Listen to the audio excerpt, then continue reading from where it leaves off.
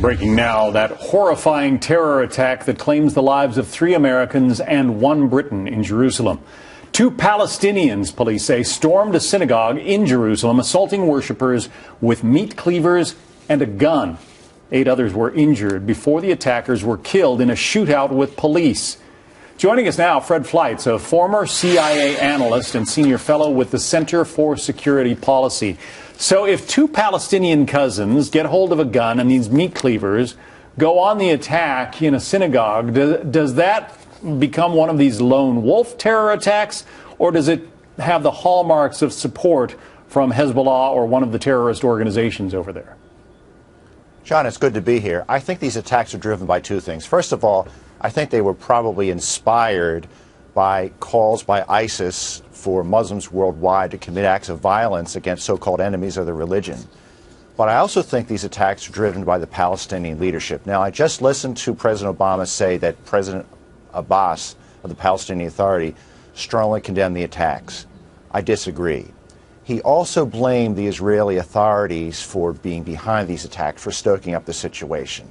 These attacks are driven by tensions over the Temple Mount.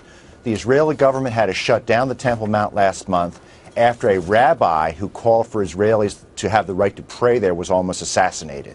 The assailant was killed by the Israelis, and then protests broke out. And how do Abbas respond? He called for a declaration of war because the Temple Mount was closed. Now, the Mount was reopened on Friday, but nevertheless, tensions are very high because of this situation. Well, what are the Israelis supposed to do in cases like the Temple Mount incident and this latest attack? Well, there's been a long time understanding that people of other faiths could visit the top of the Temple Mount, but they could not pray there. Now, there are some Jews who believe that that's unfair, that shows a lack of tolerance for their religion. They show tolerance for Islam. Islam should show tolerance for their religion. I think this difference can be worked out, and I believe that's what the Israeli government is trying to do. But it doesn't help when the head of the Palestinian Authority calls for a declaration of war of an action that the Israeli government had to take because of an outbreak of violence. Well, let's frame this in a larger context, really. The gruesome murders that we were just talking about come as a new study reveals that terror attacks were up sharply last year, rising 44% from 2012, killing 18,000 people. What's behind this rise, Fred? John, there are many on the left who say that we're no longer at war with terror, that we're not at war with radical Islam anymore. I think this is stunning evidence that we are.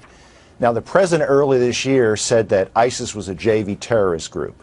And in August, he said he didn't have a strategy to fight ISIS. And I think this administration has been in denial about the threat from terrorism, the threat from radical Islam throughout its administration. This is simply more data that this war is ongoing. And I got to tell you, John, when the data comes out for 2014, these figures will be much worse.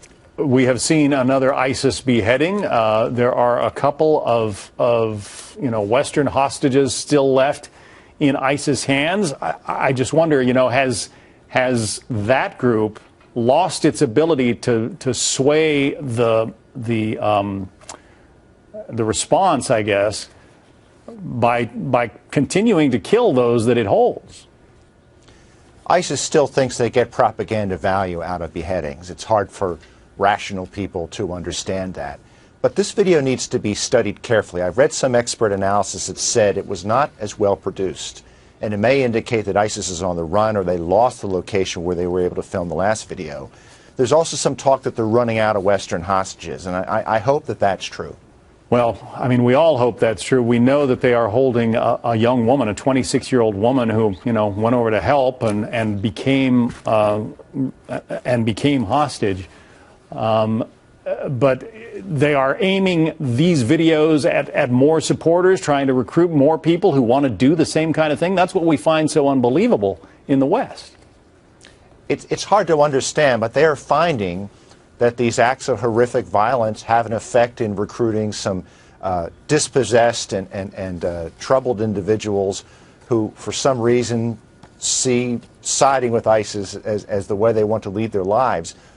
I think it's important to launch a campaign on the internet and in the news media to explain to these people what ISIS is really about. But I think there's always going to be a small number of individuals who are susceptible to this type of propaganda.